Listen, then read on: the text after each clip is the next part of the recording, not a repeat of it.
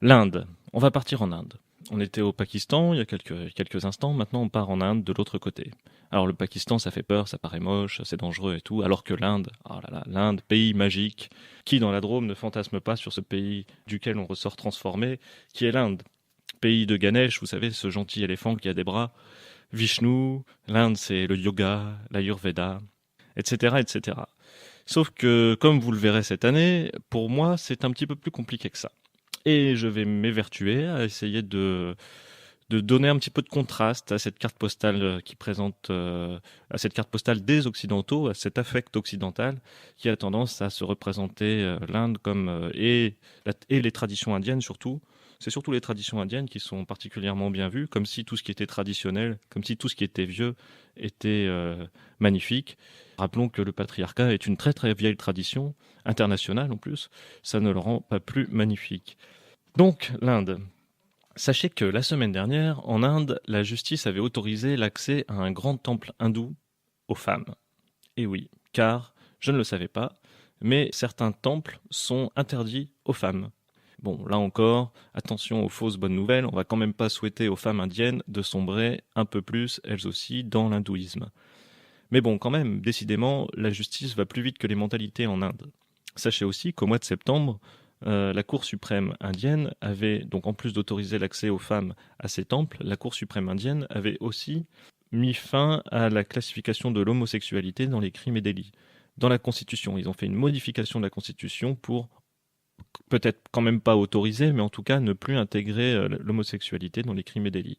Ce qui avait suscité, évidemment, vous vous en doutez, la plus violente opposition des hindouistes et donc aussi des courants yogis traditionnels indiens, des maîtres yogis de l'Inde, puisque ici c'est la salutation au soleil, super sympa, sauf que là-bas c'est un peu moins rigolo.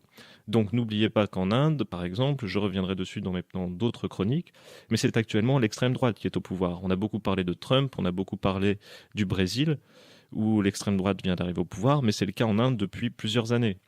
Ça fait au moins depuis 2014, je crois, puisque c'est en 2014 que la journée mondiale du yoga a été obtenue, et ça tombe le 21 juin. Il a quand même réussi, Narendra Modi, donc le président de l'Inde, qui appartient à l'extrême droite la plus dure, les fascistes locaux, il a réussi à obtenir de l'UNESCO, qui classifie la journée mondiale du yoga, le 21 juin quand même. Il a braqué une des plus belles dates de l'année, et surtout il l'a braqué, on aurait quand même pu faire la journée de la musique, ça aurait été plus sympa, plutôt que la journée mondiale du yoga.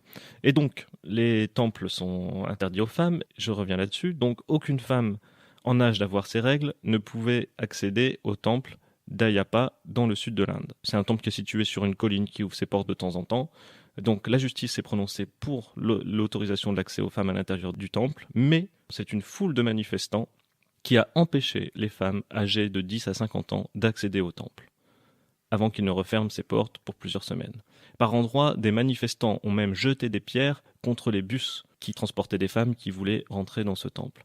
En dépit de la protection policière des femmes, elles ont dû faire demi-tour et n'ont pu rentrer dans le temple. Des femmes journalistes qui couvraient l'événement ont même été elles aussi prises à partie et se sont vues jeter des pierres. Donc voilà, dans ce pays qui a obtenu la journée mondiale du yoga, c'est comme ça que ça se passe. Et c'est précisément ces milieux-là, parce qu'on va me dire que je fais un amalgame, mais pas du tout. C'est précisément ces milieux hindouistes-là qui ont fait campagne pour l'élection de Narendra Modi.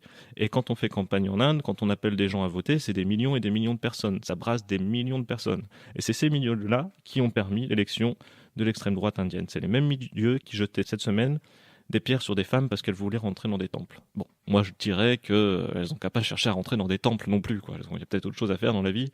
Par exemple, jeter des pierres sur ces mecs. Enfin bon, bref. Sachez tout de même qu'en Inde, il y a un mouvement MeToo qui a pris une forte ampleur. Car dans les bonnes nouvelles de la semaine, en plus de l'élection d'une femme présidente à la tête de l'Éthiopie, il y a aussi la démission d'un ancien rédacteur en chef d'un grand journal qui était devenu secrétaire d'État aux affaires étrangères en Inde.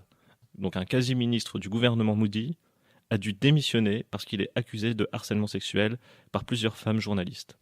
Et ça, dans un pays comme l'Inde, c'est pas rien. Qu'un mec aussi haut placé dans un gouvernement aussi à droite soit obligé de démissionner, ça montre que quand même les mentalités évoluent. D'ailleurs, le mouvement MeToo en Inde a pris de l'ampleur ces derniers mois, plusieurs très haut placés dans le monde de la presse. Donc c'est comme si c'est les rédac chefs de l'équivalent du rédac chef du Figaro ou du Monde, hein. là-bas. Donc il y en a plusieurs qui ont été accusés de harcèlement, un humoriste très célèbre, 2 grandes stars de cinéma, des réalisateurs. Plusieurs personnes donc de l'industrie du spectacle et des médias ont été accusées publiquement. Certaines ont dû déjà démissionner. Il y a plusieurs enquêtes internes qui sont lancées depuis le début du mois d'octobre. Et là, on ne parle pas du Canada ou des États-Unis, on parle d'un pays qui jette des pierres sur les femmes. Donc en Inde, ça bouge aussi. Voilà donc pour quelques nouvelles sur la question des femmes en Inde.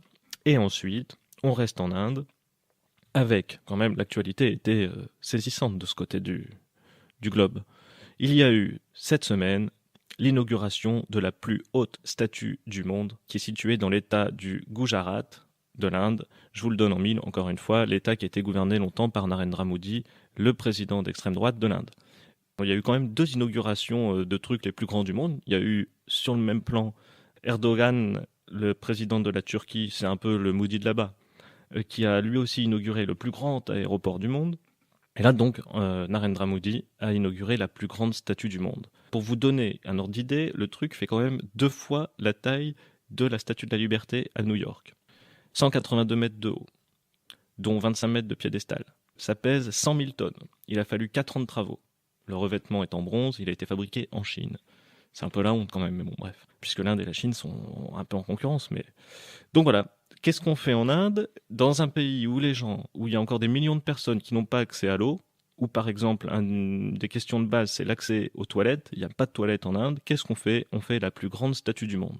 Et le mec qui fait cette plus grande statue du monde, c'est le gars qui a créé en Inde, pour la première fois dans l'histoire de l'Inde, un ministère du yoga et de l'Ayurveda, et aussi de l'homéopathie.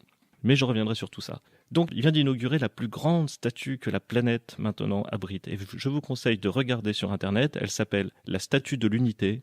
Elle est totalement affreuse. C'est la plus grande statue qu'il y a sur la planète et elle est totalement affreuse. Enfin, je voudrais pas me fâcher avec les nationalistes indiens. J'ai pas envie qu'ils me jettent des pierres à la sortie du studio de la Maison du Quartier des Ors. Mais quand même, allez jeter un œil sur cette statue qui a coûté 29,9 milliards de roupies, soit 358 millions d'euros. Et je peux vous dire qu'avec ça, avec 358 millions d'euros, à mon avis, en Inde, on donne à manger à pas mal de monde. Et attention, c'est pas fini. Cette statue, qu'est-ce qu'elle représente? Elle représente un Premier ministre de l'Intérieur. Mais pourquoi ils ont marqué ça d'ailleurs? Il était Premier ministre ou il était ministre de l'Intérieur? Bon, sans doute à peu près entre les deux. Au moment de la création de cet État, donc au moment où les Anglais sont partis, lors de la partition de l'Inde vers 47-48, c'est quelqu'un qui a... J'ai même pas noté son nom parce qu'on s'en fiche totalement, on va pas lui faire en plus l'hommage de citer son nom sur Radio Méga.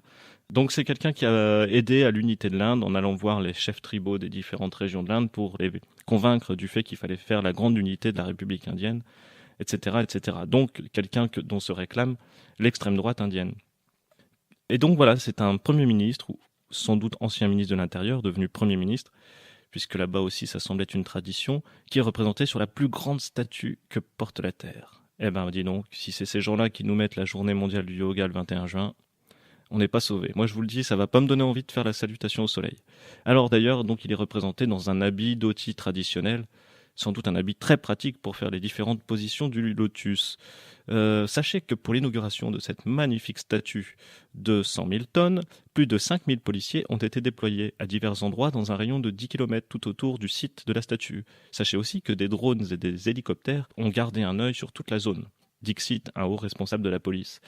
Bah oui, parce que évidemment, ça n'a pas plu à la population locale, puisqu'ils étaient contre ce travail, ce projet pharaonique, un peu comme en Turquie, où l'inauguration de l'aéroport a suscité de vives oppositions. Dans les 2 cas, la population considère qu'il faudrait peut-être utiliser l'argent pour faire autre chose. Et dans les 2 cas aussi, c'est l'occasion de grandes pollutions et d'un massacre environnemental. Parce que sachez que cette statue, elle domine une rivière.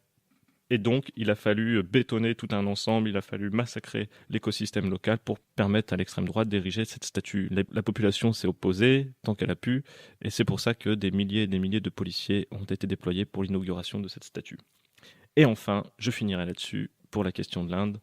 Sachez qu'une autre statue va être inaugurée, cette fois dans la baie de Bombay, en 2021. Elle va commémorer le roi guerrier hindou Chhatrapati Shivaji.